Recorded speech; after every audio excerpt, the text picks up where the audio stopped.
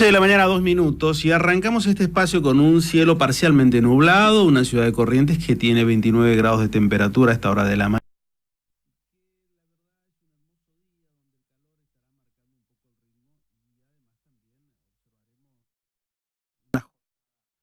Bastante intensa, por lo menos en lo climático. Domingo, ya último domingo del mes de noviembre acá en Corrientes, también marca el calor, ¿no? Porque es la temperatura propia de la provincia y es nuestra zona, nuestro clima. Es así.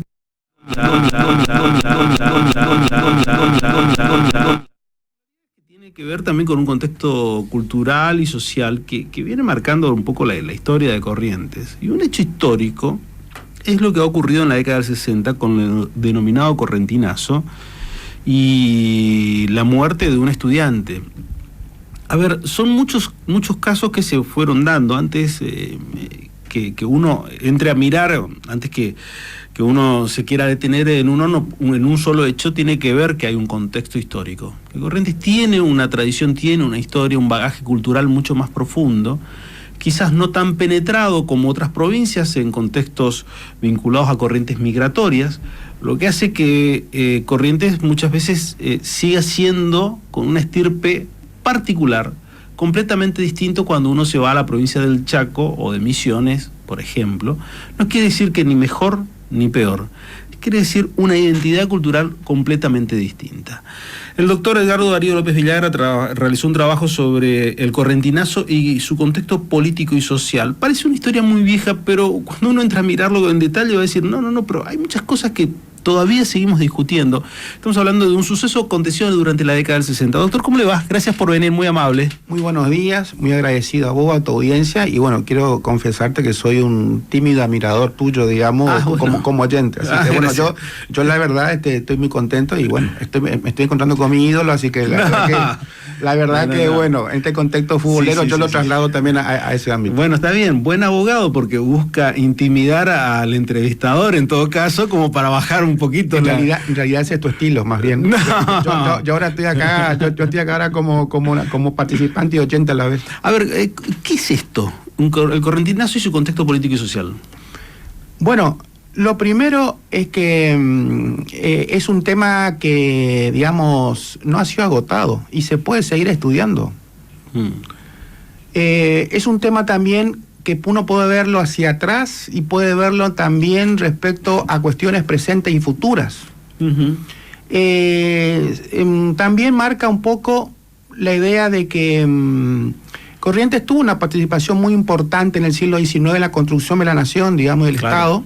Entonces uno lee la Argentina, digamos, y Corrientes está presente siempre, ¿no? En el Pacto Federal está presente, las luchas por la independencia, en las luchas, las guerras civiles, tenemos personajes muy importantes, un personaje descollante, más allá de la cuestión militar de San Martín, y tiene que ver con Pedro Ferrer. O sea, hay un aporte muy importante de Corrientes como parte de las 13 provincias fundadoras de la nación. Sí.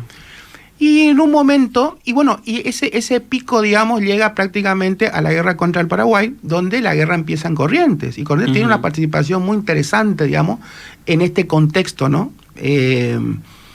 Pero después, un poco después de la guerra contra el Paraguay, la participación de Corrientes en el contexto nacional se va haciendo cada vez más tímida. En Corrientes, en la segunda mitad del siglo XIX, se construyen quizás los dos partidos políticos más viejitos, digamos, del sistema político argentino, que son el Partido Liberal y el Partido Autonomista. Y Corrientes tiene un derrotero bastante interesante en el siglo XX, sobre todo como una provincia que se va cerrando.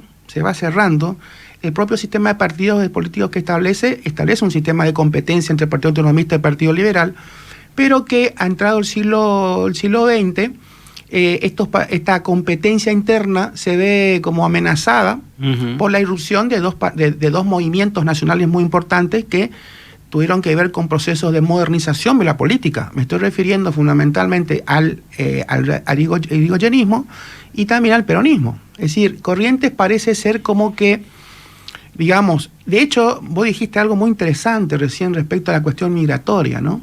Corrientes también es esquiva, digamos, a recibir migrantes, ¿no? Por eso gran parte de las corrientes migratorias o terminan en el Chaco, ese Chaco por construir, que todavía no era ni provincia, o terminan en el sur de la provincia, por ejemplo, en zonas como Goya. Pues la provincia, la ciudad de Corrientes es como un poco amigable respecto a la recepción de migrantes europeos, como era la época. Recordemos que entre 1880 hasta la Primera Guerra Mundial, un poquito después, la Argentina recibe 6 millones de migrantes. Claro. La mayoría italianos, después españoles, y de los 6 millones quedan 3 millones. ¿Qué significa eso? Significa que más o menos para el año 1900 había menos de 1 millón de habitantes, o sea que prácticamente se triplica la cantidad de habitantes en la Argentina. Y, por ejemplo, te doy un número. En el año 1910, que fue el centenario, se decía que más del 60% de los que caminaban por la ciudad de Buenos Aires no eran argentinos. Eran fundamentalmente italianos y españoles y de otras procedencias. Ahora, en términos migratorios, realmente el fenómeno argentino es muy interesante porque, Estados Unidos también recibe pero recibe una enorme cantidad de inmigrantes. Pero ¿qué pasa? La población norteamericana era mayor, entonces los migrantes tuvieron que un poco adaptarse al estilo, al folk americano. Distinto fue en la Argentina, porque como triplica prácticamente, más que triplica la cantidad de población, son los italianos los que refundan este país, digamos, ¿no? O sea, son los migrantes los que refundan este país a partir del proceso migratorio. Por eso hay un detalle muy interesante, ¿no? Para el año 1889, 90, 1900, acá en Argentina, y trabajaba para el Diario de la Nación, había un famoso poeta, Rubén Darío, que termina siendo enviado a la gran exposición universal en París, ¿no? Donde está se inaugura la Tour Eiffel, todo eso. Sí. Y él decía en esa época, hay 2 países que van a tener liderazgo en América. Uno va a ser Estados Unidos, porque Estados Unidos representa el capitalismo, un tipo de capitalismo, una sociedad industrial, y la otra es la Argentina.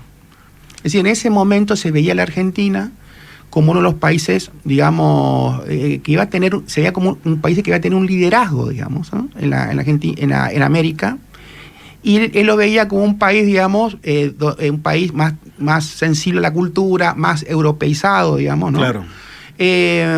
Es interesante decir esto porque tanto Estados Unidos como Argentina tienen fenómenos parecidos en términos económicos, en términos migratorios.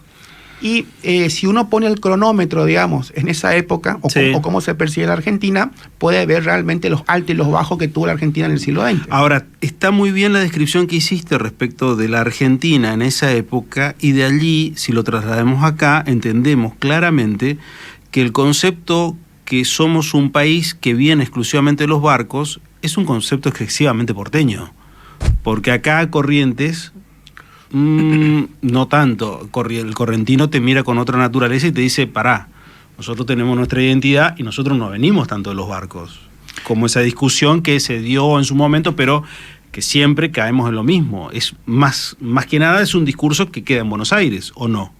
Sí, el discurso, a ver, el discurso de que venimos los barcos es verdad lo que decís, porque una de las cuestiones que ocurrieron a fines del siglo XIX es que sí, hay un proceso migratorio muy fuerte. No era el objetivo fundamentalmente desde el punto de vista estratégico, digamos, porque ¿de dónde viene todo esto? Viene de el famoso texto de Alberdi, Las bases de punto de partida, donde el diagnóstico que da a mediados del siglo XIX, suponete 1845-50, él dice, bueno, el gran problema de este país, ¿cuál es? Que este país está absolutamente deshabitado. Vacío. El desierto. Entonces gobernar es poblar era un poco el objetivo, ¿no? Claro. Pero cuando Alberdi dice gobernar es poblar, él está pensando en que después de tantos años de guerra civil, que duró como 60, 70 años la guerra civil acá, era momento de generar procesos de progreso, como decía en la época, no se usa la palabra desarrollo, se habla de progreso. Claro. Entonces él decía, bueno, ¿cuál es la forma de el progreso, por dónde iba? ¿Cuál era la fórmula a mitad del siglo XIX? El progreso era un poco reproducir lo que había ocurrido en Inglaterra, que ya en Europa se estaba extendiendo, que era la revolución industrial. Y como símbolo de la revolución industrial estaba el ferrocarril, que era el símbolo del progreso, digamos, claro. ¿no? El telégrafo, pero eso en realidad tenía que ver con abrir los países a procesos de entrada de capitales, ¿no? A ver, vuelvo otra vez al principio. Alberti lo que quería era una migración de tipo centro-norte europea para que trajeran acá no labriegos o campesinos, sino obreros industriales. Él decía, la salida, fíjense, él está hablando de industrialización en la década del 40 del siglo XIX. Eso se fue perdiendo. Claro. Había que traer europeos centro-norte para que reproduzcan en Argentina la revolución industrial. Pero ¿qué pasa? El gran obstáculo que hubo en esa época era la cuestión de la religión, que eso se fue, digamos que se fue modificando. Los países, cuando se producen, los países hispanoamericanos, cuando producen sus procesos revolucionarios, digamos, de desprendimiento de España, del Imperio Español, se aferran en su constitución a establecer religión de Estado. Entonces Alberti, por ejemplo, decía, este es mi diagnóstico. Ahora, el tema que hay que solucionar es la cuestión de la religión. Por eso que la Constitución Nacional, muy tempranamente en el año 53, establece la libertad de culto. ¿Pero por qué establece la libertad de culto? Porque había una apertura mental. No, mentira. Al contrario, el Congreso del 53 había muchos curas que estaban en contra de todo eso. Pero ¿qué pasa? Los capitales no eran católicos. No eran católicos. Claro. No eran católicos. Entonces, en esa construcción de la Argentina liberal conservadora, Alberti decía, bueno, vamos a una cosa, acá tienen que venir ingleses, pero también norteamericanos, porque Estados Unidos ya es una potencia. Ya hay barcos norteamericanos, claro. Digamos, en el puerto de Buenos Aires, dando vuelta por ahí, y en realidad los norteamericanos y los ingleses representaban el capital, que es lo que pasaba. Porque ¿qué pasaba? Por ejemplo, uno producía X cosa, perfecto, pero ¿y cómo lo llevaba al puerto? Y bueno, para eso tenía que venir el ingeniero norteamericano, el ingeniero inglés, a diseñar el tren, pero también tenían que traer el capital. Pero cuando llegaba a la costa, ¿qué pasaba? No había puertos. No había puertos preparados para eso. Entonces tenían que ir los ingleses y los americanos a poner el capital y a través de sus ingenieros. Hay un ingeniero que fue modelo en la época, que se llamaba ingeniero Wheelwright, ingeniero norteamericano, que fue cliente de Alberti, digamos, cuando Alberti estaba viviendo en Valparaíso. En Chile. En Chile, porque él vivió mucho tiempo ahí. Y bueno, Wheelwright, al final de la vida de Alberti, Alberti le dedica un libro a él y dice, este es el modelo de empresario que necesitamos en el Río de la Plata.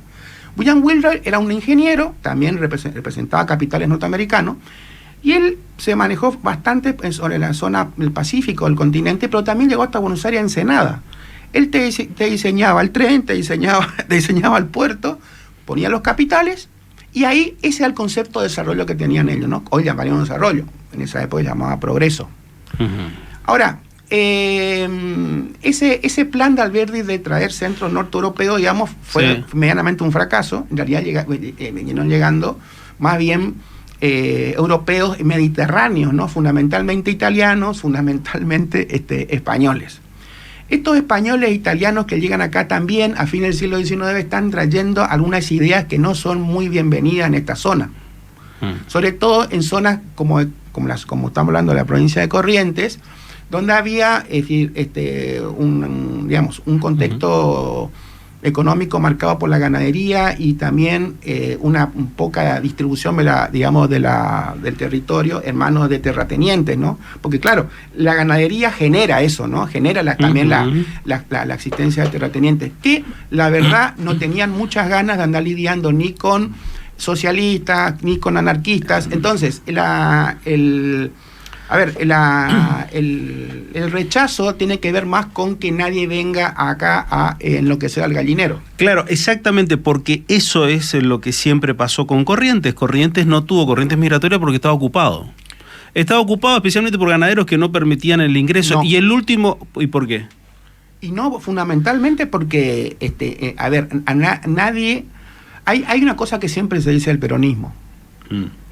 A ver, me adelanto un poco en el tiempo. Sí. Dice, ¿cuál fue el gran tema del peronismo? la destrucción de las jerarquías sociales. Claro. Ese fue el gran tema.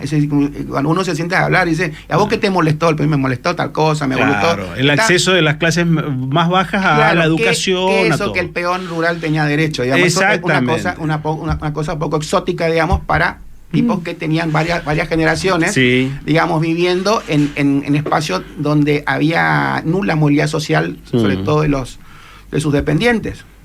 Yo creo que este tema, digamos, va a caracterizar a Corrientes, no solamente a Corrientes, hay otras provincias así también. Pero ¿qué pasa?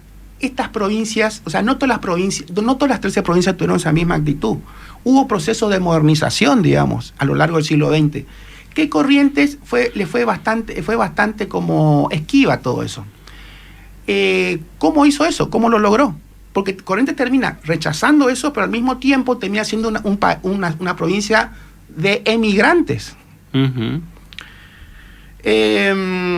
Estos partidos políticos... De hecho, ahí entre paréntesis siempre se dice una cosa, que hay otra provincia de Corrientes viviendo en el resto del país. Digo, por la cantidad de gente que se fue. Yo te diría que hay 2 provincias y media, y te voy a contar cómo. Ah, bueno. Ahí estamos en el fin del siglo XIX, siglo XX. Sí. Hay una disputa entre el Partido Autonomista y el Partido Liberal, que en realidad son familias que se asocian. Claro. Son familias que se asocian. En esa época no existe la idea de que vamos a asumir el Estado porque tenemos que hacer caja, digamos, o sea, una cosa así, ¿no? Sí. No, en realidad lo que ellos querían era tener el poder, tener la administración del Estado, para que el Estado no perjudicara sus negocios. Eso es todo. El dinero estaba afuera. No era el Estado un botín, quiero decir, ¿no? No, era un anexo de mantener el poder que ellos tenían. Que la justicia no se meta, que el poder judicial no se le ocurra hacer ningún tipo de amotinamiento y en contra de la propiedad privada, digamos, claro. ¿No? Los grandes latifundios. Entonces, ese es el objetivo de tomar el Estado. Pero ¿qué pasa? Cuando surge, por ejemplo, este movimiento del coreanismo, por ejemplo, para darte un ejemplo, acá, por ejemplo, la ley Sáenz Peña, que si vos lees cualquier manual escolar, digamos, significó el voto secreto. Corrientes no se aplicó. Corrientes no se aplicó directamente. O sea, no entraba en la cabeza, digamos, claro. El voto, o sea, ¿cómo los hombres, por encima, cuando se hablaba universal, no era solo los hombres, claro. Pero encima dentro... ¿Cómo el peón va a hacer eso? ¿Cómo puede llegar a votar? Claro. Bueno, esa mentalidad se mantuvo, por eso es que Corrientes fue construyendo muchos anticuerpos a los movimientos nacionales. O sea, el ideologionismo llega a meterse acá sí, pero no tanto. Es decir, hay representación de radicales acá en su momento, pero eso no significa que el radicalismo haya roto la lógica de los intereses familiares. Lo mismo pasa cuando llega el peronismo, cuando surge el peronismo, acá Perón pierde. Y pierde mal, digamos, acá en Corrientes. A lo que significó para otras provincias un proceso de apertura. Estoy viendo, digamos, estos movimientos con sus luces y sus oscuridades. ¿Vos sabés dónde chocó, dónde colisionó en la última década y media? Una figura que cuando llegó fue excesivamente controvertida. Y yo preguntaba, ¿por qué lo odian tanto? Y después me enteré por qué lo odiaban tanto. La presencia de Douglas Tompkins. El tipo vino con una torta de guita, compró un campo a nivel...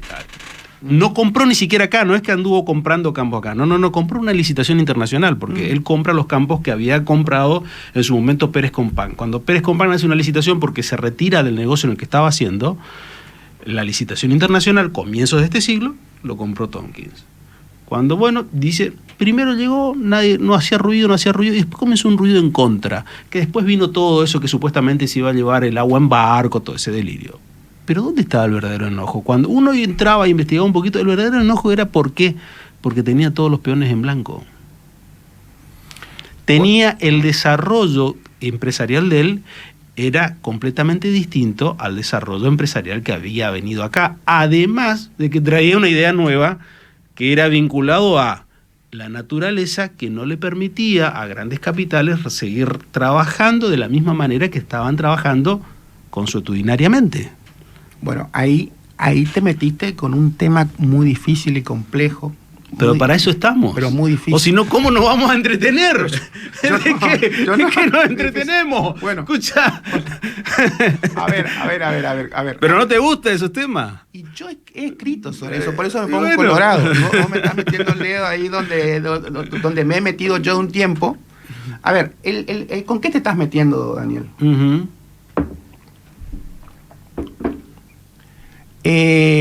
¿Vos no escuchaste la famosa frase, ustedes son muy conservadores? Sí, somos. Sí, somos. Sí. O sea, y si uno, por ejemplo, si no se da cuenta, tiene que hacer 20 kilómetros, vaya a Resistencia, y se da cuenta que las cosas funcionan de una manera ahí, ¿no? Sí. Yo no digo que sea mejor, sino tiene que ver con cuestión identitaria, como dijiste. Claro. A ver, conservador, ¿qué significa? Significa muchas cosas. Entre ellas es el mantenimiento de las cosas como están, cierto desprecio por los procesos de cambio. Se entiende, se entiende que los procesos sociales, económicos, tienen que ver con procesos evolutivos. No es que no se cambie, porque se cambie despacito. No mantener siempre lo mismo, digamos. De ahí la palabra conservador se desprende otra palabra que para mí es bastante controvertida, que es la correntinidad. Claro. La correntinidad, a ver, la correntinidad para que es sostenida. Es hacerlo dulce, decir somos conservadores y tenemos que seguir siendo conservadores. Porque es bonito. Lo que pasa es que en la cuestión de fondo. Romanticismo, diríamos. Lo que pasa es que, a ver, el conservadurismo tiene que ver, hay una palabra medular en el conservadurismo que es la tradición. Es decir, la tradición, vamos a hacer lo que se hizo siempre y eso nos identifica a nosotros, estamos todos felices. Bueno, pero si siempre se hizo así y andamos bien, ¿por qué cambia? No, algunos andaron bien. Por supuesto, es el tema, los que toman las decisiones o los que andan bien. Está diciendo que hay mucha gente que si querés hablamos de ese tema ahora inmediatamente. El tema de Corrientes como una provincia de emigrantes, evidentemente a todo el mundo no le fue bien. No, a la mayoría no le fue bien porque por eso se fue a buscar trabajo a una villa miseria en Buenos Aires, por ejemplo. Sí, eso tiene su historia y tiene su proceso. Lo que quiero decir es que algo que puede sonar, no sé si tan amigable o friendly, es que no todas las tradiciones son iguales. Es decir, hay tradiciones, por ejemplo, a mí me dicen el chamamé, y sí, a mí me encanta el chamamé, no soy un fanático, me gusta el carnaval, y bueno, y ahí está todo dando vuelta, ¿no? Pero puede estar en tradiciones, por ejemplo, que gobiernen siempre los mismos. Eso no sé si es muy divertido. Hay muchas tradiciones que no son divertidas. Como buen abogado, está la famosa frase, todos somos iguales, pero algunos somos más iguales que otros. Sí, el concepto de igualdad, en realidad, es un concepto aspiracional, Daniel. Sí, obviamente. O sea, solamente los estudiantes de Derecho de primer año se creen que el concepto de igualdad es como una verdad revelada por Dios nuestro Señor. Estamos hablando como dos adultos ya añosos porque estamos hablando de la dulce juventud el inicio de la facultad. Claro, la igualdad en realidad es un concepto aspiracional. Yo te cuento, cuando se puso la Revolución Francesa, sí, los franceses tenían la famosa frase, ¿no? Égalité, fraternité, sí, liberté, igualdad, fraternidad, igualdad. Pero ellos en realidad, el concepto de igualdad que ellos tuvieron al principio de la Revolución Francesa y que se mantuvo durante el siglo XIX, es que la igualdad se daba en función a que uno es igual al que igual a otro. O sea, los que andan en colectivo son iguales a los que andan en colectivo, los que andan en BM son iguales a los que andan en BM, claro, los que ganan esto son iguales a los otros. O sea, el concepto de igualdad es uno de los conceptos más controvertidos, digamos, de construir durante gran parte del siglo XIX y gran parte del XX. Es decir, te digo que el concepto de igualdad es aspiracional, porque, por ejemplo, a mí me enseñaban que todos éramos iguales en los años 90, pero resulta ser que después nos enteramos que digamos, hoy en día, por ejemplo, se habla de derechos de las personas no humanas. Hasta no hace mucho, las parejas homosexuales no se podían casar. Entonces, seguramente hay demasiadas desigualdades que no estamos teniendo en cuenta y estamos sosteniendo grandes principios de igualdad cuando quizás nuestro vecino está sufriendo esa igualdad entre comillas. Claro, no solamente... Nos enteramos que había más espacio de igualdad, desde que yo me recibí, había mucho más espacio de igualdad. Por ejemplo, te pongo un ejemplo. El rol de las mujeres. Bueno, el tema de las mujeres. Hasta el año 40, si vos hubieras estado en la UBA, te hubieran dicho esa frase, porque es una frase romántica. Es una frase, vuelvo a decir, aspiracional. Somos todos iguales ante la ley, Dios nos crió todos iguales. Sí. Pero la mujer no votaba. Claro. y se aceptaba que no votaba. Después después del 48, 49, usted sabe que se seguía diciendo somos todos iguales. Pero la mujer, por ejemplo, no podía tener una cuenta bancaria y el marido era como una especie de tutor de la mujer, digamos, ¿no? Claro, y hasta el año 68. Rápido va a salir el que me diga, la mujer ganó todos los derechos, no ganó todos los derechos. En este programa hoy entrevistamos a una persona que dijo, la primera vez que hay una mujer discutiendo en la mesa de discusión de Yacyretá es ahora. Pero más que eso, miremos a las comunidades LGBTQ+. Sí. ¿Cuántos derechos tienen? ¿Cómo son mirados, cómo son observados por la misma sociedad? O sea, cuando hablamos de igualdad, también tenemos que mirar al otro realmente y no mirarnos a nosotros, porque el problema de la igualdad es, está todo muy lindo mientras que sean iguales conmigo, pero no miro al otro, no soy igual. Sí, eso tiene que ver con procesos de desconstrucción, porque la propia educación, digamos, temporalmente hablando, ¿no? También educa que ellos no son iguales, el otro no es igual. Entonces, la desconstrucción tiene que decir, a mí me enseña, o sea, tiene que ser una información que vaya en contra de la información de tus padres. Yo te escuchaba hoy diciendo, bueno, mi función como adulto, en realidad, la función de la escuela es enseñanza, pero yo tengo que marcar las grandes líneas de mis hijos. Está bien, yo pienso igual. Pero la complejidad tiene que ver con que muchos saberes después tienen que ser desmantelados y construir nuevos saberes. Bueno, pero está bien lo que me decís, pero hoy tenemos un elemento que desconstruye mucho más rápido, porque lleva a la realidad, que es esto. Sí. La tecnología. Bueno, eso que es el gran salto y el elemento que quizás no se ha tenido en cuenta, que lleva a que las nuevas comunidades, las nuevas sociedades, los jóvenes, los no tan jóvenes, pero ellos van por otro camino y van con otra expectativa y otro análisis. Bueno, eso es lo que los sociólogos llaman la social conocimiento, que sí. Yo hace un par de semanas le vi al señor presidente de la Nación explicando lo que es social conocimiento como una cosa ya avanzada. Existe lo que se llama la economía del conocimiento, claro, ¿no?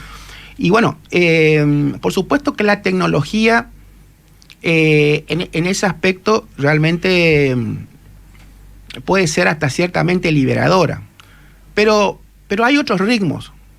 Ese ritmo que vos me das justamente tiene que ver con una dinámica de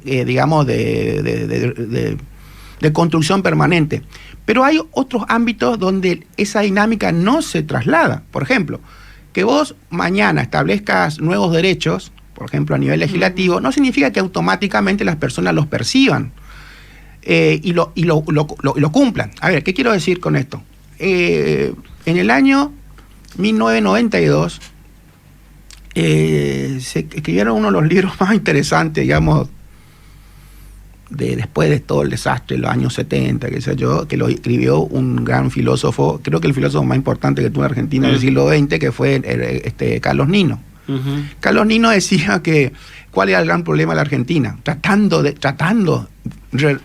no sé si reducir todo, pero sí hablar de ciertos aspectos y llamar la atención. Decía, el gran problema de la Argentina es la anomia. Bueno, ¿y eso qué? ¿La falta de leyes? No, decía, no, ¿cómo falta de leyes? Acá lo que sobran son leyes. Acá el problema es el cumplimiento. Pero en todos lados no hay niveles de anomia. Sí, en todos lados hay niveles de anomia, pero el tema hay que visualizar el tema de la intensidad de la anomia. ¿Qué quiero decir con eso? Quiero decir que la anomia él lo entendía como, a ver, ¿por qué la gente no cumple la ley? Y estoy dentro, y todavía te estoy tratando de contestar esta cuestión de la tecnología. ¿Por qué la gente no cumple la ley? ¿La ley siempre está en contra nuestro? Y no. Por ejemplo, vos ves fenómenos, por ejemplo, como la legislación vial, donde a vos te dicen, mirá, o la legislación, o las ordenanzas de la municipalidad, sí. ¿Entendés? Que te dicen, bueno, escuchame una cosa, ponete un cinturón. ¿Y por qué me voy a poner un cinturón? ¿Y por qué tenés que ponerte un cinturón? Porque te explico, si te pega un porrazo, tenés una posibilidad más de vivir. Ahora, si te pega un porrazo frente a una Scania, y bueno, encomendate a tu Dios, digamos, al que sea. Pero tenés una posibilidad más de vivir. Entonces, decía Nino, el problema de la anomia es que la sociedad argentina, más allá de que está la ley, tiene ciertas dificultades por interiorizar la ley para poder cumplirla de manera espontánea. ¿Qué significa eso? Significa que A ver, el cumplimiento de la ley se da a través de, por ejemplo, que esté acá, como yo estoy, te decía, estoy acá rodeado de cámaras, o está alguien que esté controlando, pero hay un problema muy profundo respecto al cumplimiento espontáneo de la ley. Bueno, está excelente esta discusión, se me fue el tiempo, ya nos fuimos, no hablamos del libro ni de nada. Me encantó poder discutir con vos, pero hay un dato en todo lo que decís sobre ese libro, Un país al margen de la ley, que es el libro de Carlos Nino que vos hacías referencia, que es una cuestión que se da muchas veces contra la pared cuando el argentino se va del país. Porque el argentino cuando se va del país no te tira un papelito en Alemania. Es un ciudadano ilustre en Alemania, se porta como corresponde, se va a cualquier otro lado y se comporta decentemente, y después cuando regresa a la Argentina tiene ese comportamiento. O sea que el gen argentino también depende de dónde esté. Yo lo que veo es eso. Nosotros, a ver, el tipo que viaja, el argentino que viaja puede llegar a hacer escándalo en algún lugar, pero si hay otros argentinos y si está en una suerte de contexto. Pero si está solo en Estados Unidos, no jode. Claro. ¿Y por qué te jode acá?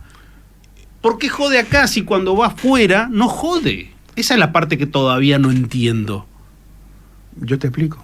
A ver. Es que son las sociedades las que determinan el comportamiento de los individuos. Uno se comporta según la sociedad en la que está. Entonces, por ejemplo, yo he tenido el privilegio de vivir muchos años fuera. Viví un tiempo largo de mi vida en España, viví en Francia. Y en realidad hay una frase que tienen los españoles que dice, donde fueres a lo que vieres, que tiene que ver con procesos de supervivencia en otros espacios que no son los espacios, digamos, natales tuyos, ¿no? Pero esto funciona así, es decir, el individuo soporta el peso de la sociedad. Por ejemplo, retomando esta cuestión de la anomia, por ejemplo, Carlos Nino hablaba de la anomia boa, es cuando vos no cumplís la ley, te jodés vos, digamos. O sea, vos no te pones casco, te chocan, te revientan la cabeza. Claro. O por ejemplo, no saquen la basura a tal hora. Yo tengo un caso muy particular en un barrio, que conozco una señora, que ellos tiraban la basura todos los días, y a deshora. Y un día yo le llamo, le digo, mira, te paso a buscar, quiero que trabajes en casa. Y Dios me dice, no, estoy inundado. ¿Por qué están inundados? Porque tiraron tanta basura que taparon el tragatormenta. Entonces, ¿sí? ¿Por qué hacen eso? Porque haces cosas que te perjudican. Una cosa que realmente parece poco adulta. Pero en realidad, uno hace lo que hacen todos. La sociedad determina el comportamiento de los individuos. Cuando vos te vas a otra sociedad y inmediatamente estás mirando, vuelvo a decirte, con cuestiones de supervivencia. O sea que fallan nuestros liderazgos. No, yo no sé si pasa por una cuestión de liderazgos. Tiene que ver con construcciones de costumbres muy arraigadas, donde si todo el mundo... A ver, si vos, por ejemplo, estás viendo, te vas a atender con un médico y te dicen, a ver, vos tenés el 42, y dicen número 36, y todos se miran, pasan 2 minutos y dicen, yo tengo. Pues no, acá pasó algo, se está colando. Pero eso pero eso en esta sociedad es aplaudido siempre y cuando vos no seas el perjudicado. Este es un vivo, este es un capo. Porque gana la viveza criolla. La viveza, lo que culturalmente nos dicen, está bueno la viveza criolla. La viveza criolla funciona. A ver. ¿Te puedo poner un ejemplo último? Sí, porque ya nos estamos yendo, me recontra fui el tiempo. Bueno, resulta que yo en una época, yo trabajé en España para varias universidades norteamericanas. Y el caso cuando llegaba el día del examen, estaban los 20 pibes norteamericanos, ¿no? O sea, tenían que rendir una materia y tenían solamente un diccionario, inglés-español. Y ese día vino un español y me dice, mira, ¿qué te parece? Vamos a tomar un café. Y yo le digo, le dije así en correntino. Claro. ¿Cómo me voy a ir si están rindiendo? Y no es justamente porque están rindiendo, ¿para qué vas a quedarte acá? Bueno, yo salgo, pero no me creo a medias, la verdad vuelvo y ninguno se estaba copiando. Entonces, ¿qué me dice el español? Fíjate vos, me dice, los norteamericanos no se copian, entre ellos cuando están rindiendo. ¿Y qué diría la viveza criolla? Pero estos son tonos tontos. Claro. Estos son todos tontos. El profesor no está. Claro, el problema es que yo venía de un país subdesarrollado, en proceso de decadencia, y ellos venían en el país del primer mundo. Así funcionan las cosas. Que al final, los procesos de desarrollo, no desarrollo de estas sociedades y nivel de avance o no avance del sistema capitalista tienen que ver con el capital social. Esa gente no se copia. Esa gente tiene dos cerebros. No tiene dos cerebros. Solamente vienen de sociedades donde la ley se cumple. Está bien, y creo que en realidad todo eso que decís está acentuado y se profundizó después de la década del 90, cuando en la década del 90 nos enseñaban que los parámetros de éxito eran otros, eran el tener, el ostentar, y no el mérito, y no el trabajo, y no el sacrificio. Pero eso será materia de discusión en otro programa, que seguramente hablaremos del libro que trajiste para discutir, ni hablamos. Llamame y sentémonos a hablar del mérito, porque no se puede decir alegremente mérito, porque hay que explicar bien eso, porque hay conceptos bastante difusos respecto al mérito. Perfecto, pero el mérito sea entre iguales, no entre desiguales. Exactamente, pero no vamos a discutir, no nos vamos a poner en desacuerdo que los 90 marcaron un hito que nos dijeron, señores, ¿dónde está lo que uno tiene que ser? Está acá, en este foco, y hacia ahí marcaron el rumbo de la sociedad, dejando de lado otro. Bueno, vos estás tratando de responder una pregunta que es extremadamente, no compleja, difícil. ¿Cuándo se jodió todo esto? Si en el año 1900 se veía que la Argentina iba a ser un gran país, ¿en qué momento se jodió este invento? Esa es la gran pregunta, que depende de dónde te posiciones. Vas a decir, se jodió con esto. Hay sectores políticos que dicen que se jodió hace 70 años, otros dicen que fue a mediados de los 60, otros dicen muchas cosas, otros le echan la culpa a los golpes de Estado. Yo me quedo con Félix Luna, que dijo, el gran problema en la Argentina fue en 1930, primer golpe. Me quedo ahí y después me posiciono, pero vamos a discutirlo en otro momento. ¿Te parece? Porque ya se me fue el tiempo. Yo muy contento. Un gusto, gracias por venir. El gusto ha sido mío. Saludo a tu oyente, entre los cuales me incluyo. Bueno, muy bien. Nosotros nos vamos en este espacio de radio y televisión, regresamos dentro de 7 días. Gracias.